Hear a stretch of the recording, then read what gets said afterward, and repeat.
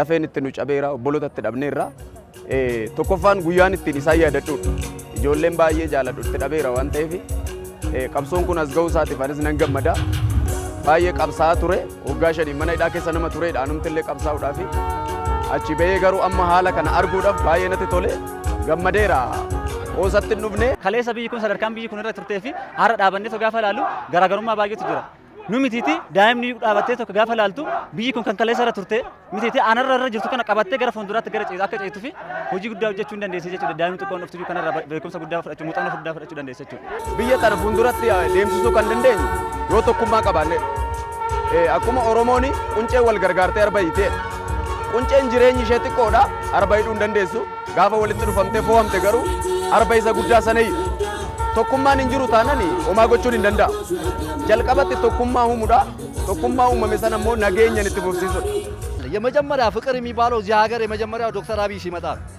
ይሄ እውነተኛ ነገር ነው የምናወራው። Jaalala wanti jedhamu biyya kanatti kan nagaame Dr. Abiy erga dhufanii dhugaa dubbachuuf yoo ta'e mormitoota kan jedhaman hundi meeshaa isaanii qabatanii gara biyyaatti akka galan kan taasisan isaani. Mootummaa kana cinaa yoo hin irre mootummaa kana caalu waan argachuu hin dandeenyeef biyya keenya Itoophiyaa sadarkaa amma irra jirtu kana qabattee gara fuulduraatti akka ceetuu fi warri biyyi kun akka diigamtuuf biyyi kun akka jigduuf gochaa jiranii dhaabadhaa jenneeni uummanni Itoophiyaa immoo tokko taane dargaggeessa jaarsa ton jedhin cimnee gara fuulduraatti badhaanni nama qabameetu jiru kun gara fuulduraatti akka tufuuf cimnee gara fuulduraatti deeggarsa gochuudhaaf kutannee kaanirra jechuudha. እኛ እንደ ሀገር ትልቁ ነገር ሀገራችንን ሰላም ለማምጣት ሁሉም ኢትዮጵያዊ nuyi akka biyyaatti wanti guddaan nurraa eegamu biyya keenyatti nagaa fiduuf tokkummaan jaalalaa fi gamtaan hojjennee misoomsuu fi nagaa buusuuf dhamahuu qabna.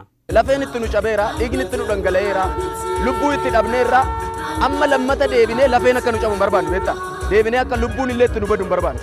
Kanaaf gara fuulduraatti isa kana fufsiisuudhaaf olola biraa dhiisnee tokkummaa keenya uumnee amonni baratan jiru hojii garaagaraa uumnee mootummaarraa eeggachuu bichaa osoo hin taane maallaqa liqii eeggachuu bisaa hin taane carraa fayyadametti dargaggoon akka hojjetuuf dargaggoon hafeen dhaamsa dabarsa.